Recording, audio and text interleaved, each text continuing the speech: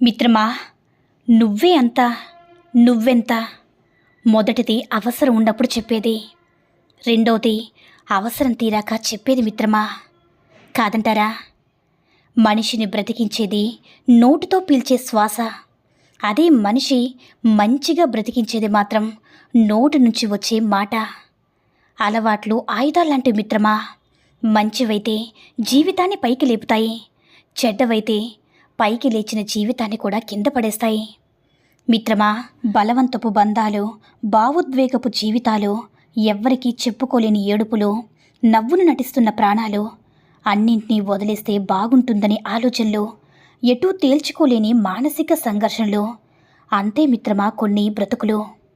నువ్వు నమ్మినా నమ్మకపోయినా నీ చుట్టూ ఉన్న ప్రతి మనిషి జీవితంలో నువ్వు ఎప్పటికీ ఒక అవసరాన్ని మాత్రమే మిత్రమా.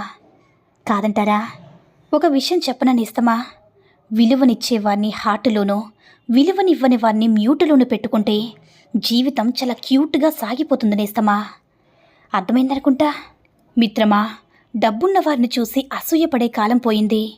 ఇప్పుడు ఆరోగ్యంగా ఉన్న మనిషిని చూసి అసూయపడే కాలం నడుస్తుంది మిత్రమా. మనం జీర్ణం చేసుకునేంత తినడం, మనకి కావలసినంత సంపాదించడం, పక్కవాడితో పోల్చుకోకుండా బ్రతకడం, మనం కంట్రోల్ చేసుకుని వేగంతో ప్రయాణం చేసుకోవడం, ఏ కల్మషం లేకుండా నవ్వుతూ నవ్విస్తూ మనస్ఫూర్తిగా పలకరిస్తూ ఉండడం, ఇవన్నీ కూడా ప్రశాంతతో పాటు ఆరోగ్యాన్ని కూడా ఇస్తాయి. అందుకే మన పెద్దలు ఆరోగ్యమే మహాభాగ్యమన్నారు.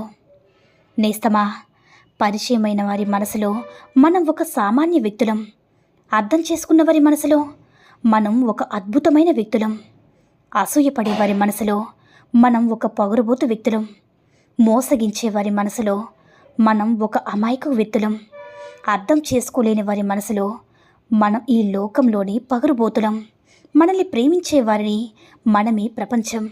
మన అభిప్రాయాలు వెళ్ళబుచ్చే సమయాన్న ఏకీభవించలేని మనసుకి మనం మొండి వాళ్ళం. ఒక్కొక్కరికి ఒక్కొక్క అభిప్రాయం మిత్రమా.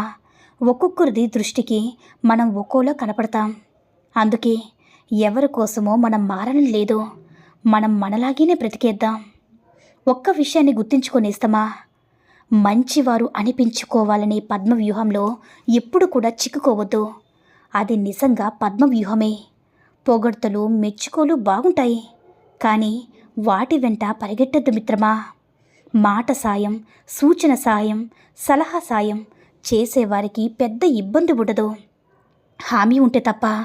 డబ్బు సాయం, వస్తు సాయం చేసేవారు వారి పరిధులు ఎప్పుడు కూడా మర్చిపోవద్దు. మంచితనం మాటున అలవి కాని సహాయాలు చేసి మిమ్మల్ని మీరు ముంచేసుకోవద్దు. ఒడ్డున ఉంటేనే మీరైనా సాయమైనా. ఇంకొకరి గుర్తింపు కోసమో మెప్పు కోసమో అస్సలు చేయవద్దు మిత్రమా. ఒడ్డున ఉండి ప్రతిదీ పక్కవారితో సాయాలు చేయించే మేధావులు కోకోలలో. జాగ్రత్త. ఒకరికి సహాయం చేయాలనే ఆలోచన మంచిదే, కానీ ఎట్టి పరిస్థితుల్లో కూడా నీ పరిధులు మారవద్దు మిత్రమా. ఒక్కొక్కసారి భిక్షాటన చేయవలసిన పరిస్థితి, మరొకసారి నీళ్ళలాగా డబ్బుల ప్రవాహం, ఇంకోసారి నుదుటి రాతను బండబూతులు తిట్టుకునే దౌర్భాగ్యం, మరోసారి అదృష్టం పిచ్చి కుక్క తరిమినట్టుగా వెంటపడ్డం. ఇప్పుడంతా మారిపోయింది మిత్రమా. ఒక పుస్తకాన్ని రాసేవాడి కంటే అమ్మేవాడే గొప్ప, ఒక కథ రచయిత కంటే కథ చెప్పేవాడే గొప్ప, సింపుల్గా చెప్పాలంటే సృష్టించిన వాడికంటే దోచుకునేవాడే గొప్ప మిత్రమా. అర్థమైందనుకుంటా. నవ్వుతూ చెంప దెబ్బ కొడితే లోక్యం హాస్యంగానే చూస్తుంది, అదే కోపంతో కొడితే అయ్యయ్యో అంటుంది. అందుకే కొందరు నవ్వుతూనే కూతురు తవ్వుతున్నారు నేస్తమా. అటువంటి వారు ఎవరో తెలుసుకుని జాగ్రత్తగా మసులుకో మిత్రమా.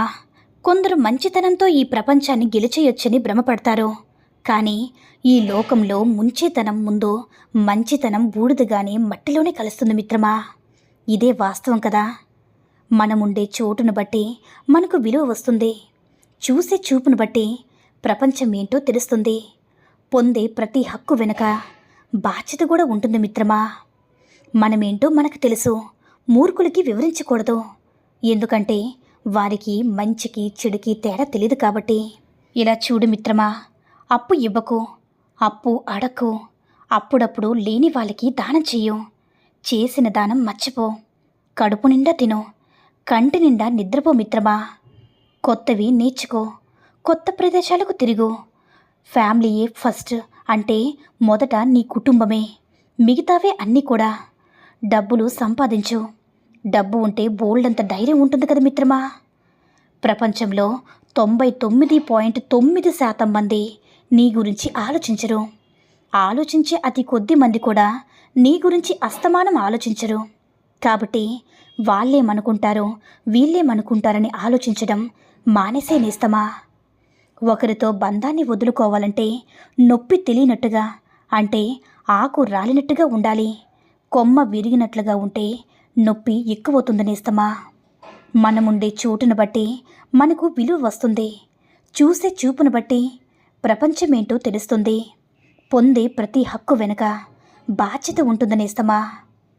ఇతరులతో పోల్చుకోవడం, ఇతరుల నుంచి ఆశించడం, ఈ రెండూ వదిలేస్తే జీవితంలో సగం సమస్యలు తీరిపోయినట్టే నేస్తమా. గెలుపు అనేది అవసరం నుంచే పుడుతుంది. గెలవడం తప్ప వేరే దారి లేదు కదా. ఓడిపోతే బ్రతుకు లేదు. అలా అనుకున్నప్పుడు కసిగా ప్రయత్నించడం జరుగుతుంది మిత్రమా. అప్పుడే ఓ విజేత జన్మిస్తారు. మిత్రమా, ఆహారంలో మార్పు రానంత వరకు ఆరోగ్యం ఉండదు. ఆలోచనలో మార్పు రానంత వరకు ఆనందం ఉండదు. ఏకీభవించినా లేకపోయినా ఇది మాత్రం సత్యం నేస్తమా. సమస్య రాగానే కంగారు పడిపోయేవారు ఎప్పటికీ ఆ సమస్యని ఎదుర్కోలేరు. కానీ సమస్యకు పరిష్కారం వెతికేవారు ఆ సమస్యని సులువుగా ఎదుర్కోగలుగుతారు నేస్తమా. చాలాసార్లు జీవితం మన చేత ఎప్పటికీ చెయ్యొద్దు అన్న తప్పుల్నే చేసేలా చేస్తుంది. మనం చెయ్యని వాటికి కూడా మనల్ని శిక్షిస్తుంది. కారణం ఏదైనా మిత్రమా, నువ్వు వదులుకునే మనుషుల అడుగుల వెనకే నీ జ్ఞాపకాలన్నీ కూడా ముడిపడి ఉన్నాయని అస్సలు మర్చిపోవద్దు. కోపంతో కక్షతో సాధించేవాడిని ఎదిరించగలం, కానీ ప్రేమతో బాధ్యతగా చంపేవాడిని ఎదిరించలేం కదా మిత్రమా. భరించడం తప్ప. ఏమంటారు నేస్తమా. దేశంలోని చాలామంది డిగ్రీల కోసం పరితపిస్తుంటారు. కానీ దేశంలోని చాలామంది కోటీశ్వరులకి ఏ డిగ్రీ లేదన్న సత్యం తెలుసుకోవాలి. తమ సహజ సామర్థ్యాలను ఉపయోగించుకునే వారంతా ధనవంతులయ్యారు. మిత్రమా, మనం ఎలా ఉన్నామనే దానికంటే మన గురించి మనం ఎలా భావిస్తున్నామనేదే ముఖ్యం.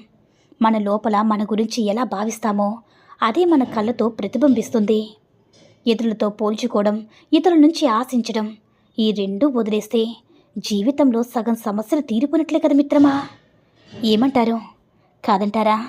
మిత్రమా, భర్తకు తప్పు చేయాలనే ఆలోచన వచ్చినప్పుడు భార్య చూపే ప్రేమ గుర్తుకు రావాలి. భార్యకు తప్పు చేయాలనే ఆలోచన వచ్చినప్పుడు భర్త పడే కష్ట గుర్తుకు రావాలి. అప్పుడే వారి మధ్య మూడో వ్యక్తి ప్రవేశించరు. కాదంటారా? ఈ సూక్తుల్లో ఏ సూక్తి నచ్చిందో కామెంట్ చేయండి. ఈ వీడియో నచ్చినట్లయితే లైక్ చేసి షేర్ చేయండి. మరిన్ని వీడియోస్ కోసం మన ఛానల్ సబ్స్క్రైబ్ చేసుకుని మాకు కొంచెం సపోర్ట్ చేయండి. ధన్యవాదములు.